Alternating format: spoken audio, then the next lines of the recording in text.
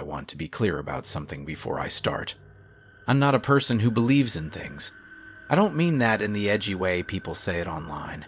I mean, I'm the kind of person who files quarterly reports on time, who keeps a calendar with color-coded categories, who double-checks routing numbers before submitting direct deposit forms. I believe in procedures. I believe in documentation. I believe that when something doesn't make sense, it's because you're missing information, not because the universe has a crack in it. I'm telling you this because I need you to understand the kind of person I was when I took this job. Because it matters. It matters that I wasn't looking for anything strange. I was looking for dental insurance. I started at the Bureau of Land Policy and Resource Allocation in March of last year. If you haven't heard of it, that's fine. Most people haven't. It's a state-level agency that deals with land use permits, mineral rights documentation, water easement records, and about 40 other categories of paperwork that would put you to sleep if I listed them. The office is on the 4th floor of the Whitfield Federal Annex building downtown. The kind of building that looks like it was designed by someone who hated the idea of windows. Poured concrete. Long hallways with that specific government carpet, the kind with the tight gray weave that smells like static electricity and old toner cartridges. My position was Correspondence Processing Specialist 2, which is a long way of saying I transcribe voicemails. That's really what I do all day. The Bureau receives voicemails on about 60 different extensions. One for each division, sub-office, field coordinator, and public inquiry line. Most of them are mundane. People calling about permit statuses. Landowners asking about boundary disputes. County clerks leaving callbacks. Occasionally someone calls the wrong number and leaves a rambling message about their cable bill or a prescription refund, and I transcribe those two because protocol says every message gets logged regardless of content. I sit in a small office on the interior side of the 4th floor, no window, with a desktop computer that runs software from maybe 2011 and a pair of over-ear headphones that the office provided. The headphones are Sony, the padding cracked and flaking. I've thought about replacing them with my own, but there's a policy about personal electronics at workstations, and I haven't filled out the exemption form. So I use the ones they gave me. I put them on at 8:15 each morning, and I take them off at 4:45 each afternoon, and in between I listen to other people's voices and type what they say into a template. The template has fields for date and time of message, extension number, caller identification if available, duration, transcription content, and a classification code. There are about 20 classification codes. Most of what I process falls under RL4, which is General Inquiry, Non-Urgent. Sometimes I get an RL7, Complaint, Requires Supervisor Review. Once I got an RL12, which is Threatening or Obscene Content, but it was just a man who was angry about a fence permit and used some colorful language. I flagged it, forwarded it, and moved on. This is my day. This is what I do. I want you to understand how ordinary it is, because the ordinary part is important. The ordinary part is the thing I keep trying to get back to.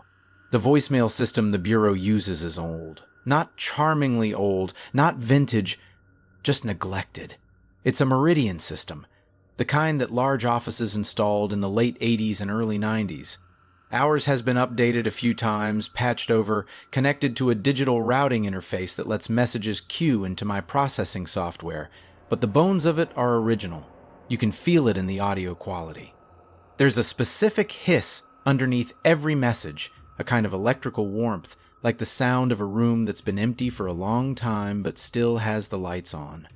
When I started, my supervisor, Janet Royce, a woman in her late 50s who communicates almost entirely through email even when you're sitting 6 feet from her, gave me an orientation binder.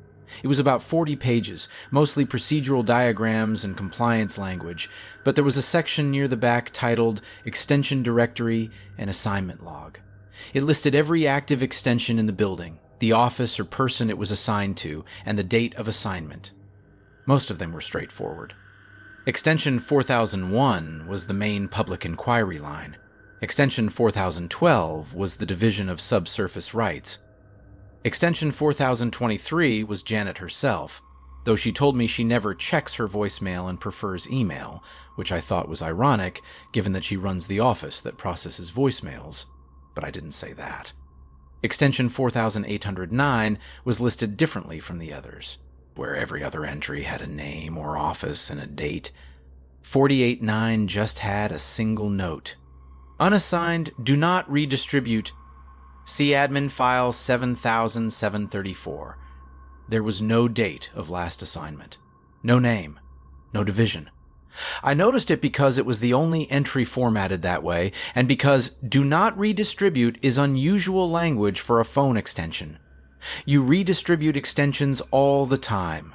People retire, offices merge, divisions get restructured. Extensions get recycled constantly. I didn't ask about it. Not then. It didn't seem important. It was one line and a 40-page binder, and I had 200 voicemails waiting in my queue from the first week's backlog. I put on my headphones, opened the processing software, and started working. For the first 2 months, everything was normal. I transcribed between 40 and 70 voicemails per day, depending on length and complexity.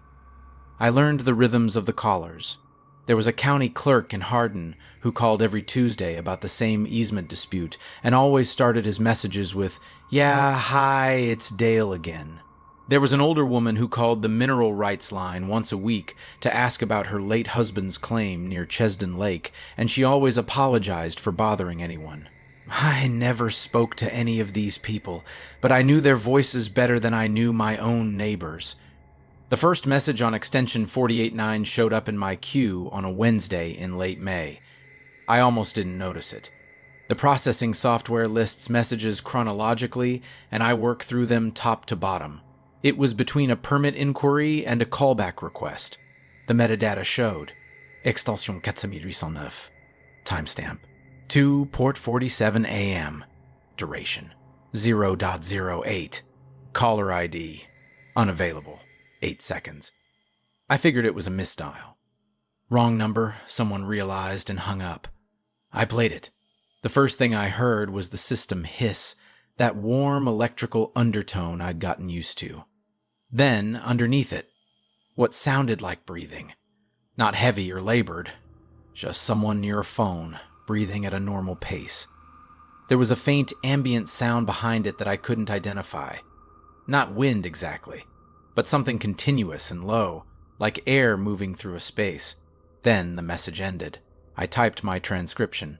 No verbal content, ambient sound, possible open line, duration 8 seconds. I classified it RL1, non-content message, no action required. I moved on. 3 days later, another message appeared on 4809. Timestamp, 2:51 AM. Duration, 0.14. Same thing. The hiss. The breathing. That low ambient sound. But this time, at about the 11-second mark, I thought I heard something else. A syllable, maybe. Not a word, just the shape of a word, like someone starting to speak and stopping.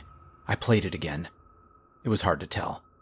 The audio quality on the Meridian system isn't great for quiet sounds. Everything below a certain volume gets swallowed by the baseline hiss.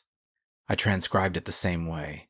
No clear verbal content. Possible vocalization at 0. 11. Indeterminate. Ambient sound consistent with previous message on this extension. I hesitated over the classification code, then marked it RL1 again. I should tell you that, at this point, I wasn't unsettled. I was mildly curious, the way you might be if you found a misprinted page in a library book. It was an anomaly, but anomalies happen in large phone systems. Extensions get routed incorrectly. Autodialers hit dead numbers. Fax machines call voice lines and sit there humming. I've transcribed hundreds of messages that were nothing but silence or static or someone's pocket accidentally calling a number. This felt like that. I went back to work. Over the next 2 weeks, 4 more messages appeared on extension 489. All between 2.00 and 3.00 AM. All with unavailable caller ID. The durations varied 12 seconds, 21 seconds, 9 seconds, 36 seconds. The content was similar. That same breathing, that same low ambient sound, and occasional almost vocalizations that never quite resolved into words. The 36-second one was different, though. Not dramatically different. I don't want to overstate this, but there was a moment near the middle, around the 18-second mark, where the breathing seemed to pause, and in the gap I heard something that sounded like it could have been a word. A name, maybe. 2 syllables. Soft. Almost like it was being said from very far away, or through something. I played that section probably 8 or 9 times. Each time I thought I was about to resolve it into something recognizable, it slipped away. It was like trying to read a word in a dream. You know it's there, you can see the shape of it, but it won't hold still long enough to become legible. I transcribed it as possible vocalization at 0, 18, 2 syllables, indeterminate, audio quality insufficient for reliable transcription. I marked it RL1 that evening. After work, I thought about extension 4089 for the first time outside the office. Not obsessively, just idly. The way you might think about a crossword clue you couldn't solve. I wondered who was calling it. I wondered if the extension still rang somewhere. If there was a physical phone connected to it in some forgotten office, and these messages were just accumulating on a machine that no one ever checked. Except that the messages were routing to my queue, which meant the system recognized 4809 as active on some level, even if it was officially unassigned. The next morning, I looked up admin file 7734, or I tried to. The filing system in our office is partly digital and partly physical. Anything before 2004 is physical only, stored in the records room on the second floor. I went down during my lunch break with a requisition slip. The records room is staffed by a man named Gordon who has worked at the bureau longer than anyone I've met. He's quiet, efficient, and has the particular stillness of someone who has spent decades in rooms without windows. I handed him the slip. He looked at it, then looked at me. "What do you need this for?" he asked. "Just a reference from the extension directory," I said. "It mentions an admin file for one of the unassigned numbers." He didn't move for a moment. Then he said, "Which extension?" 4809. Gordon set the slip down on his desk. He didn't go to the files. He didn't turn to his computer. He just looked at me with an expression I couldn't read. Not alarm, not suspicion, but something like careful consideration. "That file's been pulled," he said. "Pulled? By who?" "It was archived to offsite storage. Sometime in the 90s, I think. I'd have to check the transfer log, but those are boxed too." He paused. "Is the extension causing a system issue? Because if it is, you should put in a ticket with IT, not pull the admin file." "No, it's fine," I said. "I'm just seeing some messages queue from it. Probably misdials." "Probably," he said. And then he picked up the requisition slip and put it in his desk drawer instead of processing it, and I watched him do this and neither of us said anything about it. I went back upstairs. The messages continued. Through June and into July, I received between 2 and 5 messages per week on extension 489, always between 2:00 and 3:00 a.m., always from an unavailable number. The durations gradually increased. By mid-July, some of them were over a minute long. The content evolved too, but slowly. The breathing was always there, and the ambient sound, which I had started to think of as a kind of spatial tone, like the resonance of a large empty room recorded through a bad microphone. But the vocalizations became more frequent and, I thought, slightly clearer. I started to pick out what might have been fragments. Not full words yet, but consonant sounds. The soft click of a T or K. The hum of an M. The sibilance of an S that lingered a half-second too long. I want to be honest about something here. I know that when you listen to indistinct audio over and over, your brain will start to find patterns that aren't there.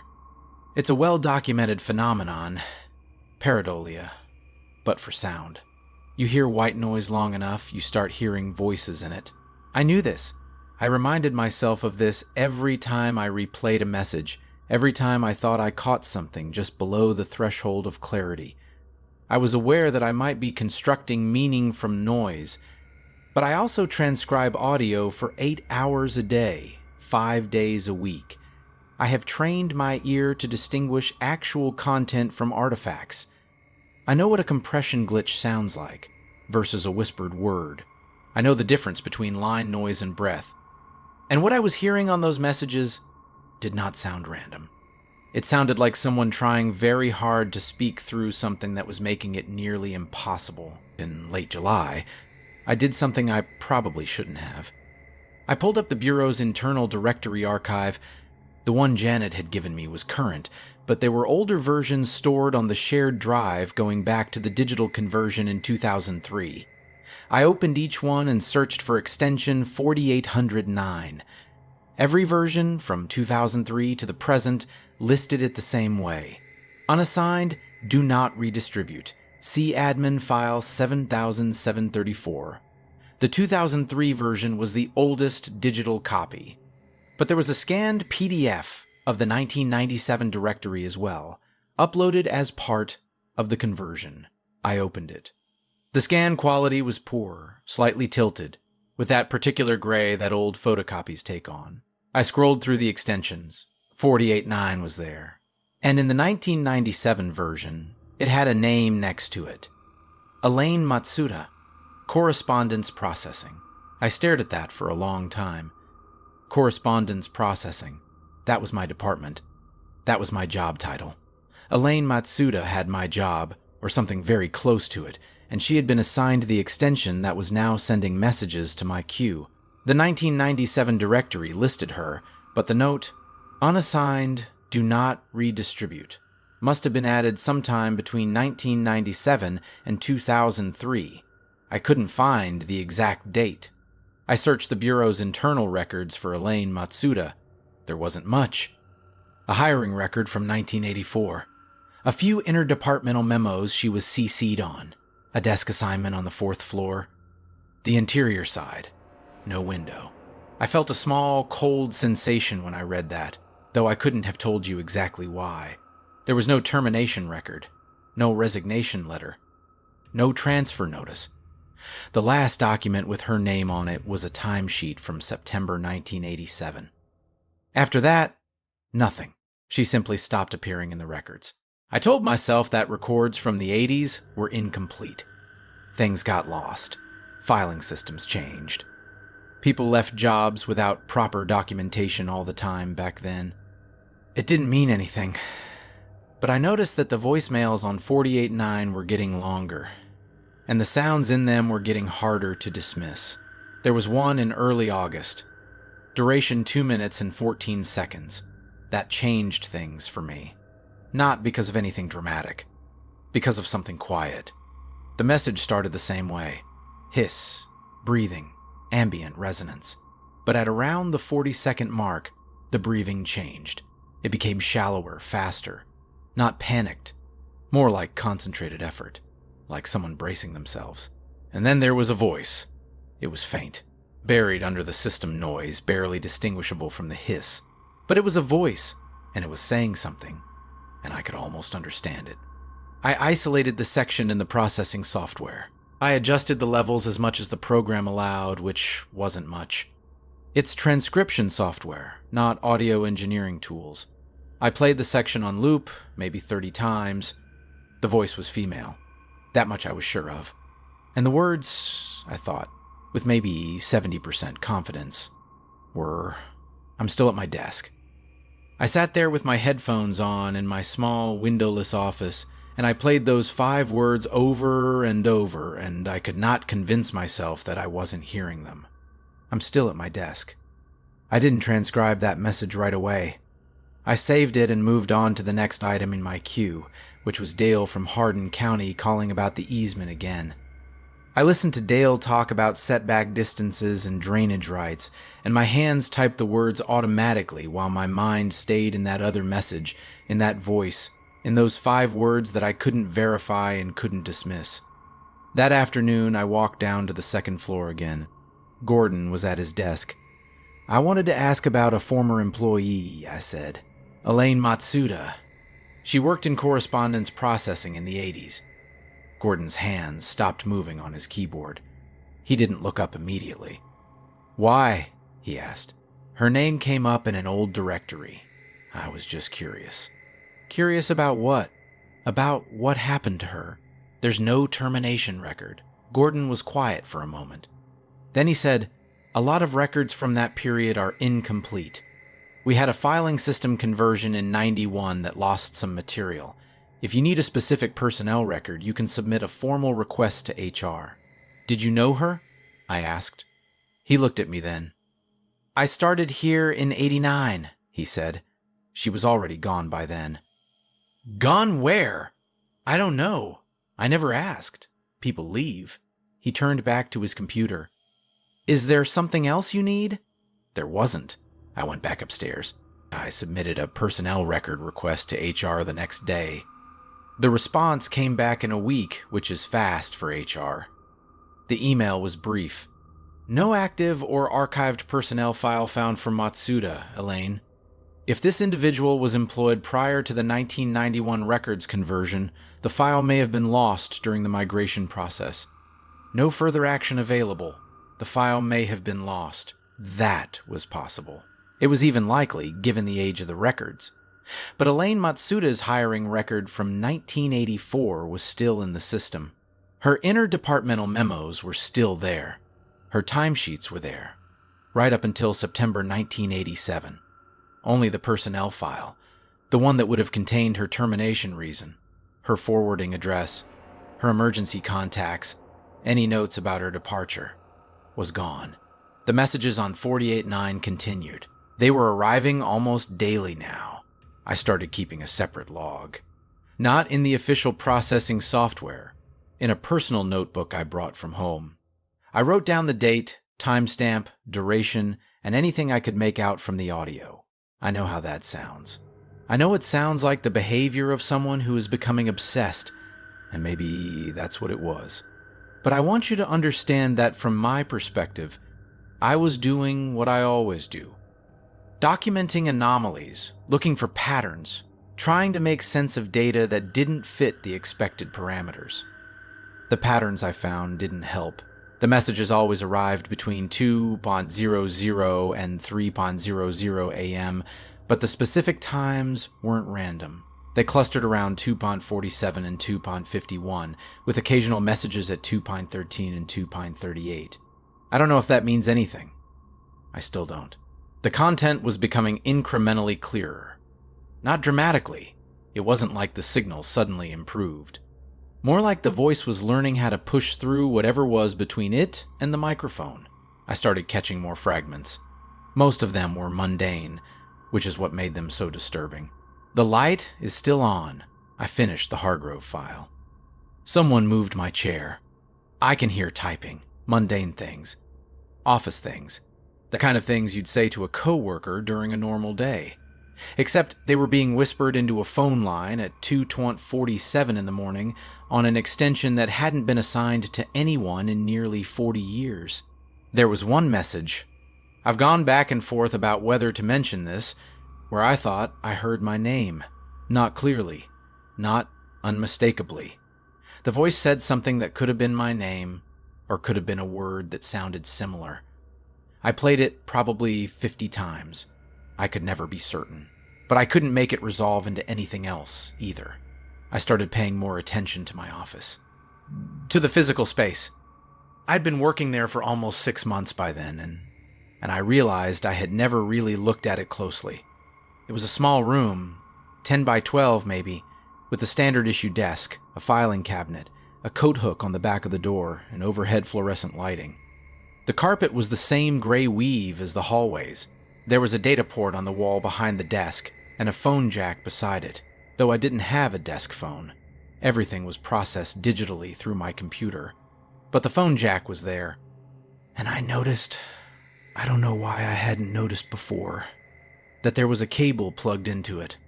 A beige phone cable, the old kind with the flat transparent connector running from the wall jack down behind the desk. I followed it with my hand. It went behind the filing cabinet. I pulled the filing cabinet away from the wall. Behind it, on the floor, there was a phone. An old desk phone, beige plastic, the kind with the square buttons and the handset on top. It was dusty, but not as dusty as it should have been for something that had apparently been sitting behind a filing cabinet for years. The cable connected it to the wall jack.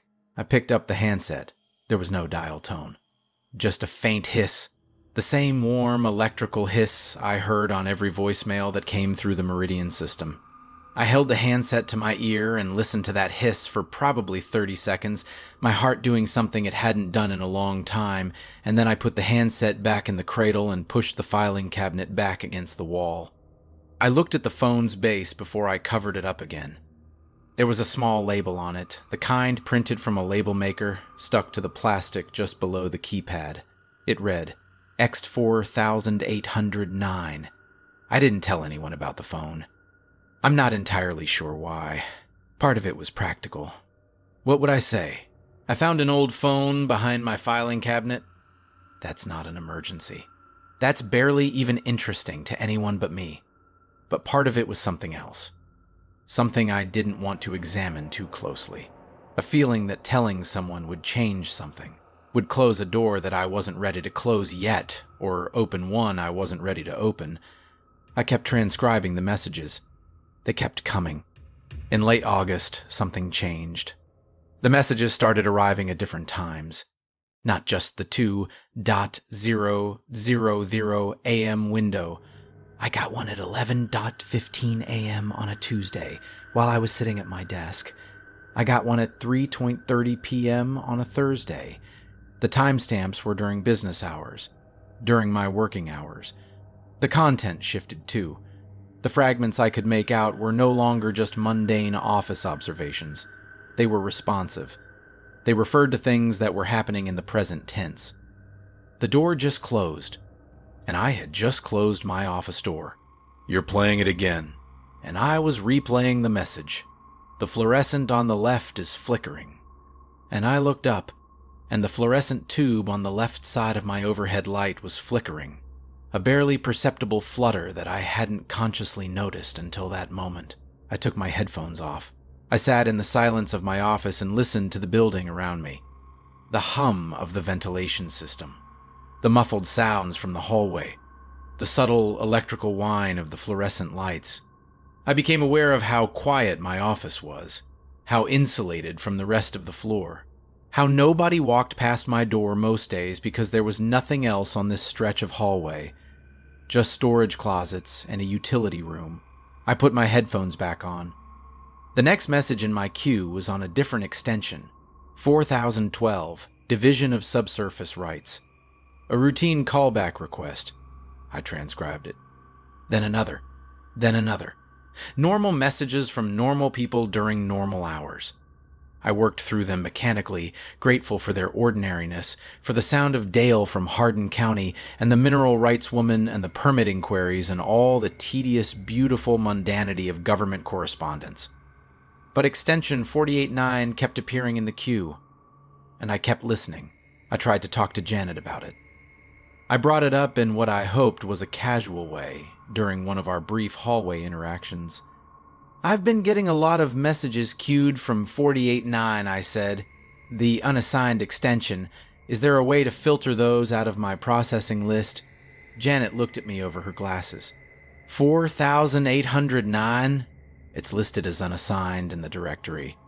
I've been getting messages on it, just noise mostly, open line stuff. But they keep showing up and I have to process each one. It's adding up. Log them as RL1 and move on, she said. If the extension is generating traffic, I can put in a deactivation request with Telecom, but those take months. Has anyone else mentioned it? Getting messages from that extension? Not to me, she said. Then she paused. You're in Matsuda's old office, aren't you? The question surprised me. I don't know, I said. I wasn't told whose office it was before. I think it was, she said, half to herself. Then,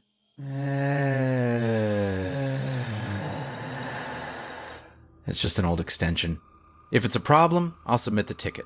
She walked away. She called it Matsuda's old office. She knew the name. She knew which office it was.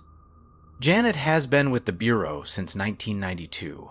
She told me she started 5 years after Matsuda was already gone, but she knew the name and she knew the office. That means the name had been passed down somehow, person to person, through 30-plus years of staff turnover, like a piece of institutional memory that nobody wrote down but everybody maintained. I started staying late. Not dramatically late. Just an extra hour or so after everyone else on the floor had left. I told myself it was to catch up on the processing backlog, which was real enough. But I was also listening. Sitting in my quiet office with my headphones on, waiting for extension 48.9. One evening in September, around 6:30, a message came through. The building was mostly empty. My office was dark except for the computer screen. The hallway lights had switched to their after-hours setting, every other fixture on, casting long, alternating bars of light and shadow on the carpet. The message was 47 seconds. The audio was different from the others. Clearer, somehow. Less hiss. As if whatever barrier had been between the voice and the microphone was thinner here. The voice said, "And I am as certain of this as I have ever been of any transcription in my career." The voice said, "I can see you through the glass. My office doesn't have a window. But it has a door, and the door has a narrow vertical pane of wired safety glass in it. The kind you see in institutional buildings." I looked at the door. The hallway beyond the glass was empty, half-lit, still. But there was condensation on the glass. On the hallway side. A small patch of fog at about head height, as if someone had been standing very close to the glass and breathing on it. As I watched, the fog began to shrink, evaporating from the edges inward, the way breath fog does when you step away from a window. I left the building. I drove home. I did not finish processing that day's queue. That night, I lay in bed and tried to think about this rationally. I made a list. Things I knew for certain.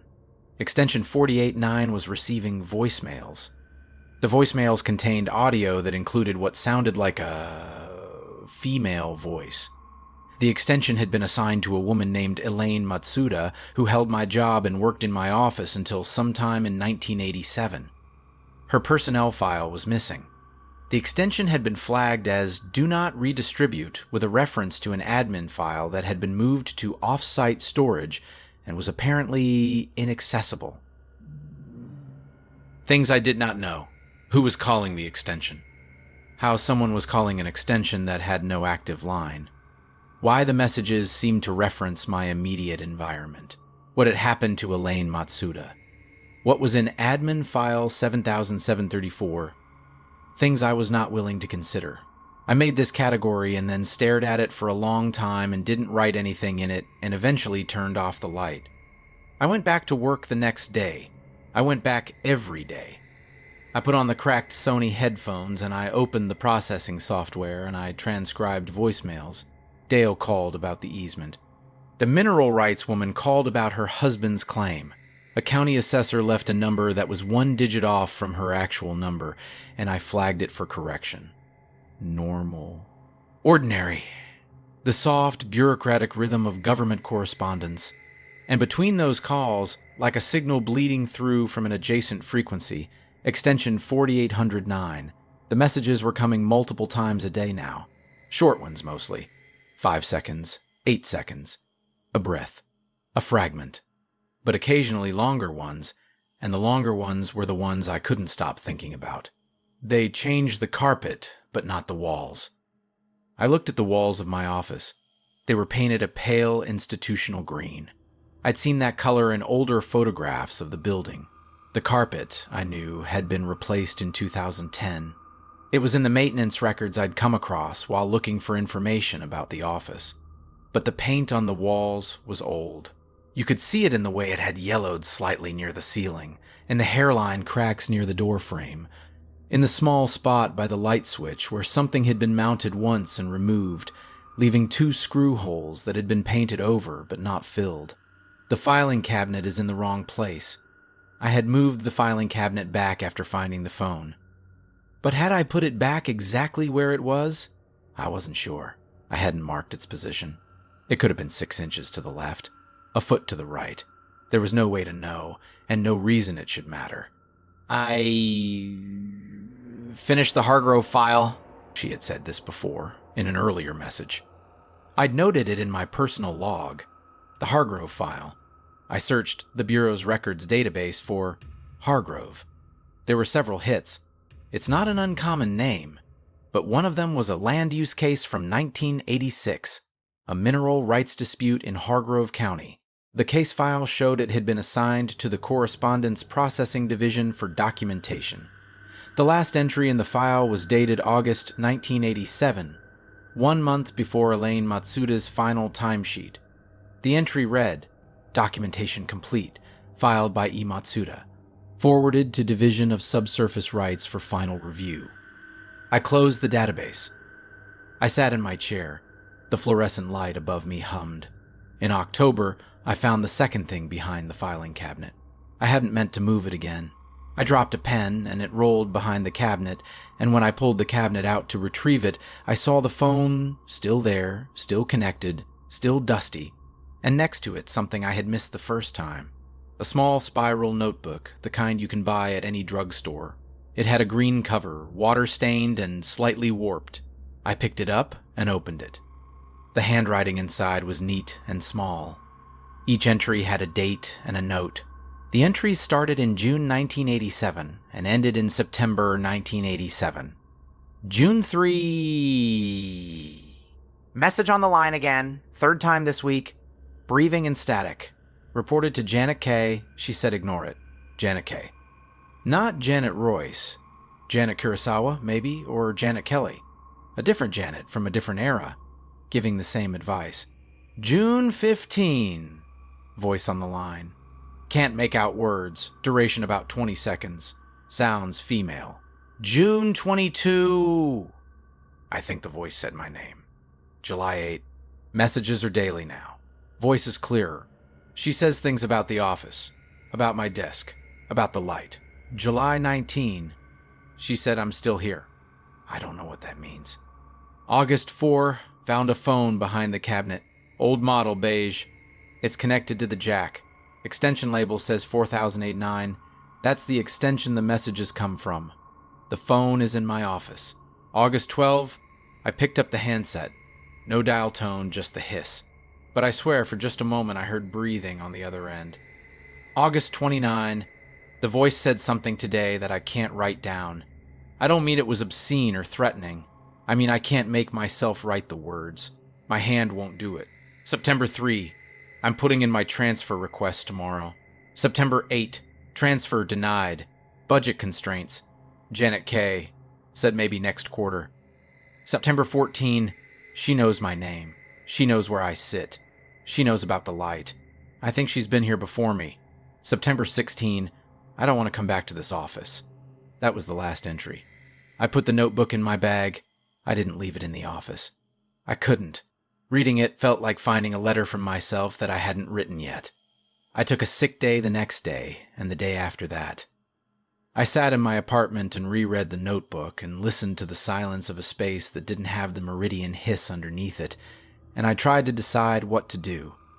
What I decided was this. I would go back.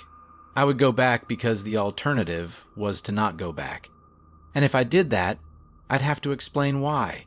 And what would I say? I found a notebook? I hear a voice on an old phone line? A woman who worked in my office 40 years ago heard the same voice and then... What? Disappeared? I didn't know what happened to her. Nobody seemed to know. The records were gone, and the people who might remember weren't talking, and the only evidence I had was a water-stained notebook and a series of voicemails that could, technically, be explained by system glitches and auditory pareidolia and the specific insidious loneliness of sitting in a windowless room with headphones on for 8 hours a day. So I went back. The first day back was quiet. No messages on 4809. Nothing unusual. I transcribed the backlog from my sick days, Dale's easement, the mineral rights woman, a flurry of permit inquiries from a county that was rezoning its agricultural land. Normal. Blessedly normal. The second day, I came in to find something on my desk that I hadn't left there. It was a timesheet. A physical timesheet, the old kind. printed on green and white striped paper, the kind they used before everything went digital. It was blank except for the header, which was pre-printed. Bureau of Land Policy and Resource Allocation, employee time record, and in the name field, someone had typed on a typewriter, not printed typed, Matsuda, Elaine R. I checked with the mailroom. Nobody had delivered anything to my office. I checked with Gordon in records. He said he hadn't sent anything upstairs. I checked with Janet. She looked at the timesheet, looked at me, and said, "Where did you find this?" "On my desk. This morning." She frowned. "I don't know where this came from. It's an old form. We haven't used these in 20 years. File it or shred it, your choice." I filed it. I put it in the notebook, between the pages. November was bad. The messages on 4809 were constant now, sometimes 4 or 5 in a single hour. The voice was clearer than it had ever been. Not loud, never loud, but articulate, precise, like a person speaking quietly and carefully in a room where they didn't want to be overheard. She talked about the office, about the work, about the files she was processing and the calls she was transcribing and the fluorescent light that flickered on the left side and the carpet that used to be brown before they changed it to gray. She talked about these things in the present tense, as if she were experiencing them right now, as if it were still 1987 and she were still sitting at the desk and the phone were still assigned to her. And then, on November 14th, she said something that made me put my head down on my desk and close my eyes and not move for a very long time. She said, "I found a notebook behind the filing cabinet. The handwriting isn't mine, but she describes the same things. The breathing, the voice, the phone. She heard me the way I'm hearing someone else. I think there was someone before me. I think there's always someone in this office. I need to say that again, because I need you to understand it the way I understood it." She found a notebook, written by someone before her. Someone who heard a voice. Someone who found a phone. Someone who sat at that desk and listened to the hiss and heard something speaking from the other side of it. And Elaine Matsuda was that voice for the person who came before her. And now Elaine Matsuda was the voice I was hearing.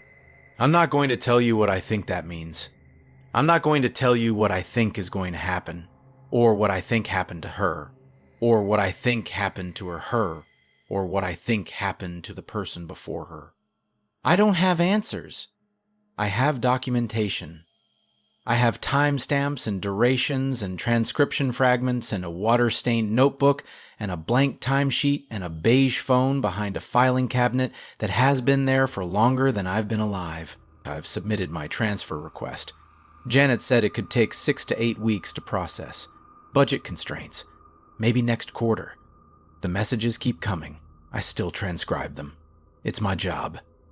I put on the headphones. I open the software. I listen and I type what I hear. Sometimes it's Dale from Hardin County. Sometimes it's the mineral rights woman. Sometimes it's Elaine. Last week, I stayed late again. I don't know why. I sat in the dark office with the computer screen casting blue light on the walls and the fluorescent turned off and the hallway outside in its half-lit after-hours mode. I put on the headphones. I played the most recent message on 4809. It was short. 9 seconds. The hiss, the breathing, and then her voice, very quiet, very clear. "Don't leave the notebook. I don't know what that means. I don't know if she's warning me or asking me.